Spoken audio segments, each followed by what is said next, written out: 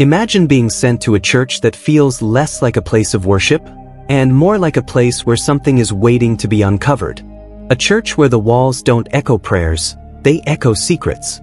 Where the people don't come for peace, they come because they're terrified of what happens if they stop believing. And in the middle of all of this, a priest arrives, one who used to be a boxer. A man who traded fists for faith, but whose hands still remember how to fight. This is the story of Father Judd Duplenticy and the nightmare he walks into when he's assigned to a dying rural parish in upstate New York. What begins as a simple punishment becomes a murder mystery, a battle for souls, and a twisted hunt for a fortune hidden beneath holy ground. Because in Chimney Rock, the dead don't always stay dead, and sometimes the greatest sins wear a collar. Father Judd Duplenticy isn't the kind of priest people expect. His past is heavy, his presence is intense, and his faith feels more like something he's trying to hold onto rather than something he has mastered. Before he became a man of God, Judd was a boxer, and even now, that part of him still exists, quietly, dangerously, waiting under the surface. When a rude deacon crosses a line and disrespects him, Judd loses control and punches him. It's the kind of mistake that instantly becomes a scandal in the church. So the bishop, Langstrom, decides Judd needs to be removed from public view and reassigned somewhere small, somewhere quiet, somewhere that won't draw attention. That's how Judd ends up being sent to Chimney Rock, a rural town that looks peaceful on the outside, but feels rotten at the core. Judd is placed as assistant pastor at a parish called Our Lady of Perpetual Fortitude, a church that is almost dead. Not metaphorically, literally. It has barely any parishioners left. The building is worn down, the atmosphere is cold, and the silence feels unnatural, like the church itself is holding its breath. The man running the parish is Monsignor Jefferson Wicks, a priest whose reputation is legendary in all the worst ways. Wicks isn't warm. He isn't welcoming. He doesn't preach love or hope. He preaches fire, fear, punishment, and control. His sermons aren't meant to heal people, they're meant to break them into obedience. Most people have already fled his church, but the few who remain are fiercely loyal, not because they're inspired, but because they're afraid. And Judd can sense it immediately. This isn't a congregation. It's a captive audience. There are only a handful of people still holding this church together. The most important among them is Martha Delacroix, a devout churchwoman who has practically built her entire identity around serving Wicks. She's the kind of person who knows where every candle is stored, every key is hidden, every rule must be followed. She's Wicks' right-hand woman, the one who keeps the church functioning when Wicks is too busy preaching fear. Then there's Samson, the groundskeeper, a quiet man who does the physical work, fixing things, maintaining the land, keeping the church from collapsing completely. Samson is the only other full-time employee besides Martha. Everyone else is just a follower, a believer, or a victim. And from the moment Judd arrives, he feels it. Something is wrong here. Not just with the people, not just with the church, but with the history. Like the land itself remembers something terrible. Judd soon learns that Wicks' darkness isn't just personality, it's inherited. Jefferson Wicks carries a legacy tied to his grandfather, Reverend Prentice Wicks, a cruel man whose sins still stain the church. Prentice wasn't a holy man. He was a manipulator, a tyrant, a predator who used religion as a weapon. The story goes that Prentice once forced Jefferson's mother, Grace, to remain at the church with the promise that she would receive his inheritance someday. Grace believed him. She stayed, trapped in the church's orbit, hoping for a fortune that would free her. But when Prentice died, the fortune disappeared. It was never found. And Grace, driven into desperation, snapped. She ransacked the church, tearing it apart like a wounded animal searching for escape. She destroyed the church's crucifix in rage, as if smashing the symbol of salvation would somehow punish the man who ruined her life. And in the end, Grace died violently, throwing herself against Prentice's crypt on church grounds. She died trying to break through the stone that held him, like even death wasn't enough punishment for what he did to her. Prentice is buried in a crypt beneath the church grounds, sealed away like an ancient curse. But the real horror is that Jefferson Wicks refuses to replace the crucifix Grace destroyed. The church remains without it, scarred and incomplete, like a wound that never healed. It's as if Wicks wants the church to stay broken. As if he believes pain is part of worship. And that brokenness spreads into the town itself, because Chimney Rock is full of people who orbit Wicks' influence like moths drawn to a flame that will burn them alive. One of the most important people in town is Vera Draven, a tightly wound lawyer with deep father issues and a constant smoking habit. She carries herself like someone who has spent her whole life fighting for control, and she never lets her guard down. Vera has an adopted son named Cy, but the town whispers something ugly about him. Everyone knows Cy isn't just her adopted child. He's connected to her in a way she doesn't want to admit. And those whispers hang in the air like poison. Then there's Lee Ross, a best-selling author who has basically been worshipping Wicks, desperate to use him as the centerpiece of his next book. Lee is the kind of man who smiles too much, agrees too quickly, and flatters like it's survival. He wants Wicks' approval more than he wants truth. There's also Simone Vivon, a disabled former concert cellist who donates heavily to the church because she believes Wicks can heal her. She's not just giving money, she's giving hope, clinging to the idea that her suffering has meaning if a miracle is possible. And finally, there's Dr. Nathaniel Sharp, the town doctor whose personal life is collapsing after his wife leaves him for another man. Nat is respected, but he's fragile, and he's the kind of person who might do something desperate if he believes it will give him purpose again. Judd watches all of these people and realizes something terrifying. They aren't following Wicks because they love him. They're following him because he has power over their pain. Wicks has found a way to control them by feeding their wounds, not healing them. He makes them feel guilty, sinful, unworthy, and then positions himself as the only path to salvation. It's not faith. It's captivity disguised as devotion. Judd tries to push back against it. He tries to bring warmth into the church. He tries to remind people what Christianity is supposed to be: compassion, forgiveness, love. But every time he takes a step forward, Wicks steps in to crush it. Judd's first major attempt to bring people together is when he holds a prayer meeting of his own. He wants to offer something softer, something hopeful. For a moment, it seems like it might work. People gather, curious, hesitant, hungry for something different. But then they find out Judd didn't inform Wicks about the meeting. And instantly, the room empties. One by one, they leave, like frightened children who just realized their strict parent might walk in. That moment hits Judd harder than any punch. Because it proves Wicks doesn't just lead his flock, he owns them. Judd confronts Wicks, finally speaking the truth. He tells him that he has kept everyone afraid and angry, and that's not how Jesus led his people. He tells him Jesus didn't rule through intimidation. He led through grace. Wicks listens, cold and unmoved, and then responds in the most brutal way possible. He punches Judd hard in the abdomen, right in the gut, like he's reminding him who has power here. That night, Judd ends up at Nikolai's bar, bruised and humiliated, trying to escape the suffocating darkness of the church. He drinks, he sits alone, and for the first time, he feels the weight of his assignment like a trap.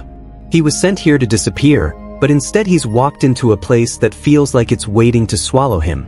And he has no idea that the worst is about to happen. Because during a Good Friday service, the unthinkable happens. Monsignor Jefferson Wicks is found dead inside a storage closet near the pulpit, stabbed in the back. The entire church goes into shock. People scream, panic, pray, and freeze all at once. The body is discovered in a way that feels almost theatrical, like it was staged for maximum impact. And then the weapon is revealed, and it makes everything worse. The knife that killed Wicks wasn't a normal knife. It was fashioned from a devil's headlamp adornment, a grotesque ornament that had been turned into a murder weapon. And the detail that makes Judd's blood run cold is this: Judd recognizes it. It's the same kind of devil ornament he previously stole from a bar and threw through the church window. Even if he didn't mean for anyone to die, that connection is enough to make him look guilty. Suspicion falls on Judd immediately. The evidence is inconclusive, but people don't need proof, they need someone to blame. A priest with a violent past, recently transferred for punching someone, now standing near a dead Monsignor stabbed with a weapon connected to him? To the town, it's almost too perfect. Judd feels the walls closing in. The whispers start. The stares turn sharp. Even the people who once feared Wicks now fear Judd, because fear is the only language they've been taught. Police Chief Geraldine Scott takes control of the scene. She's firm, practical, and determined to keep the town from exploding into chaos. But she also wants results. She wants answers. And she wants them fast. So she summons a private detective with a reputation for solving impossible cases, Benoit Blanc. When Blanc arrives, he brings a strange calm with him. He observes everything. He listens more than he speaks. He has that quiet confidence that makes everyone around him feel like they're already being figured out. Blanc studies the church, the people, the energy, and he immediately senses this isn't just a murder. It's something more layered, something more rotten, something hidden beneath the surface. What shocks everyone is that Blanc recruits Judd to assist him.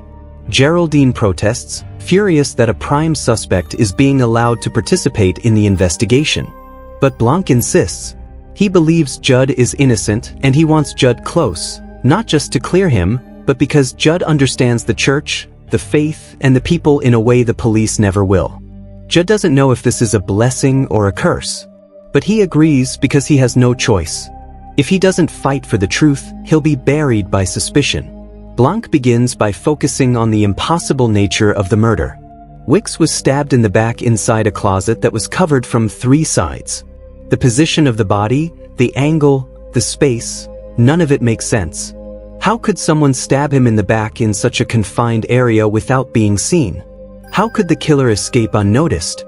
Blanc looks at the details like they're pieces of a puzzle that refuse to fit. And then he finds something that changes everything. A taped game video in Samson's shack that shows a strange interference, an RF burst, a radio frequency disruption, around the time of Wicks' death.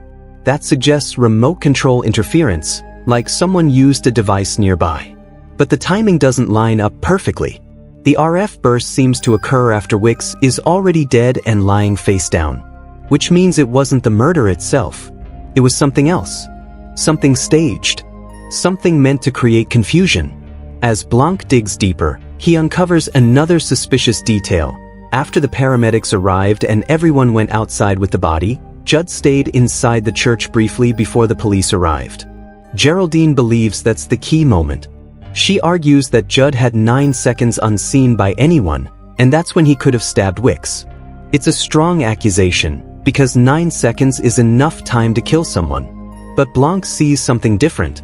He knows Judd's character. He knows Judd's heart. And he learns the truth. Judd stayed behind not to hide a murder, but to remove a liquor bottle hidden behind the closet door.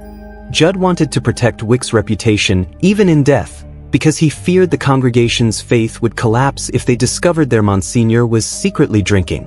That detail doesn't make Judd look like a killer. It makes him look like a man who still believes in preserving hope, even when the person who held that hope was cruel. After Wicks' burial in Prentice's mausoleum, Blanc and Judd question the congregation. And what they uncover is chilling. Wicks held a meeting just before his death, and during that meeting he didn't act like a holy man. He acted like a man ready to burn everything down. He disavowed his followers. He insulted them. He threatened them. He promised to destroy them. It's like he wanted to leave behind a trail of enemies. Vera revealed she possessed a document proving Wicks was Cy's father, and she confessed her rage at being forced to raise his son while he condemned others as sinful. Wicks responded with cruelty, calling her the nightmare of her father. He threatened Nat Sharp by saying he would tell the medical board Nat was drunk while treating patients. He threatened Lee Ross by saying he would publicly expose his book as bootlicking idiocy and an affront to ministry. He humiliated Simone by saying he couldn't heal the faithless. Wicks wasn't just making enemies, he was collecting them. Then Cy steps forward with his own revelation. Cy Draven, a failed politician with ambition still burning in his eyes, claims Wicks allegedly found Prentice's missing fortune and planned to use it to launch a political career with Cy. Cy says Wicks had learned Cy was his illegitimate son and wanted to build a future with him. But Cy also reveals something strange. Wicks' bank accounts are empty. There's no reference to a Swiss account. No obvious fortune. Only one clue appears in Wicks' records. A cryptic phrase, Eve's apple. That phrase becomes an obsession. It sounds like a code, a secret, a key to something hidden. Blanc's interest intensifies. This isn't just about murder anymore. It's about what Wicks was planning and what everyone else might be willing to kill for. Judd discovers another clue that shakes him. A receipt indicating crypt opening equipment was ordered a week before Wicks was murdered. That means someone expected Wicks to die soon. Someone planned for his death. Someone wanted access to Prentice's tomb immediately after. The implication is terrifying. The murder wasn't impulsive. It was calculated. It was scheduled. And Judd feels sick, because the deeper they go, the more he realizes this church is a machine built to create suffering. The pressure becomes unbearable for Judd. Blanc is focused, relentless, chasing the mystery like a hunter chasing blood. But Judd begins to feel something else, something spiritual. He feels like the investigation is consuming him, pulling him away from his purpose. He didn't become a priest to solve murders. He became a priest to save souls. And now, he's surrounded by suspicion, secrets, greed, and death. So Judd makes a decision. He drops out of the investigation. He tells Blanc he's done. He chooses to focus on ministry, on healing, on faith. But the darkness of Chimney Rock doesn't let him walk away. One night, as Judd returns to his rectory, he witnesses something impossible. He sees Wicks exiting the mausoleum, alive, walking, breathing, and then Wicks embraces Samson, the groundskeeper. Judd freezes, unable to process what he's seeing. Is it a ghost? A hallucination? A miracle? A trick? He pursues them, desperate for answers. But before he can reach them, he's attacked from behind, knocked unconscious. When he wakes up, he finds himself lying next to Samson's corpse. Samson is dead. And suddenly Judd realizes the nightmare has escalated. Wicks' death wasn't the end. It was the beginning. And now someone is killing again, and Judd is once again perfectly positioned to be blamed. Judd finds another horrifying truth. The crypt opening equipment order was placed by Wicks himself. Not by a suspect. Not by a mysterious outsider. Wicks ordered it. That means Wicks planned to open Prentice's crypt. He planned to retrieve something buried with his grandfather. Something valuable. Something tied to the missing fortune. And now Judd is trapped between the living and the dead, between faith and madness, between truth and a staged miracle. Judd decides he can't run anymore. He's ready to turn himself in, believing maybe sacrificing himself will end the chaos. But Blanc stops him. Blanc has noticed a crucial detail. A second devil ornament is missing from the bar. And Blanc deduces who took it: Dr. Nathaniel Sharp. That's the moment the investigation shifts sharply. Blanc and Judd rush to Nat's house, and what they find is horrifying. Nat's corpse is dissolving in a tub of acid. And inside that same tub, alongside him, is Wicks' body. The resurrection wasn't real. Wicks never came back to life. Someone staged it. Someone created the illusion of a miracle. And the fact that Nat is dead suggests the killer is still out there, cleaning up loose ends. The next morning, the police and congregation convene inside the church. The air is heavy. Everyone expects Judd to confess. They want closure. They want someone to punish. They want their fear to have a target. But Blanc steps forward and begins his explanation. He reconstructs the murder with precision. He reveals how Nat killed Wicks. Nat spiked Wicks' private flask with tranquilizer, weakening him. He attached the second devil ornament to Wicks' vestment, along with a small vial of blood triggered by remote control. This was meant to create a dramatic illusion of stabbing. Nat then pretended to examine Wicks' body and covertly switch things out, stabbing him while everyone believed he was helping. It was a perfect crime, built on misdirection, theater, and timing. It explains how Wicks could be stabbed in a closet without the act being seen clearly. It explains the RF burst. It explains the confusion. But then Blanc does something unexpected. Midway through his summation, he stops. He stares into space like something has just hit him. And he says he cannot explain Wicks' resurrection, nor Samson's murder. He leaves the conclusion hanging, almost suggesting it could have been a miracle. The congregation reacts instantly. Some people whisper prayers. Some look terrified. Some look relieved, because believing in a miracle is easier than facing human evil. Geraldine demands the congregation leave, and they do, shaken and confused. Blanc privately tells Geraldine he didn't complete his summary because he wanted to give the guilty person grace, to allow them to confess freely rather than be forced by logic. It's a strange choice for a detective. But Blanc understands something most people don't. Guilt is heavier than prison, and confession is sometimes the only escape. And that's when the truth finally comes to the surface. Martha Delacroix returns. But she isn't the composed, strict churchwoman anymore. She looks like someone carrying a burden too heavy to stand upright. She steps forward, ready to confess. She reveals the secret that has haunted this church for generations. Before his death, Reverend Prentice Wicks swallowed a valuable diamond called Eve's Apple. That diamond was the key to Wicks' hidden $80 million fortune. Grace had spent her life searching for it, desperate to escape the church's grip, and it destroyed her. When Judd arrived and began preaching sincerely, Martha felt her own guilt awaken. She wanted to confess to Judd, to cleanse her soul. But instead, she confessed to Wicks, and that was her mistake. Because Wicks didn't react with repentance. He reacted with greed. He began plotting to retrieve the diamond from Prentice's corpse. That's why he ordered the crypt opening equipment. That's why he was preparing to open the tomb. Martha realized Wicks wasn't just cruel, he was dangerous. He was going to retrieve the fortune and use it to destroy everyone who had ever followed him. He had already promised to burn his flock. So Martha decided to stop him. She plotted his murder with Nat Sharp. She persuaded Samson to be buried in Wicks' place so they could retrieve the diamond without suspicion.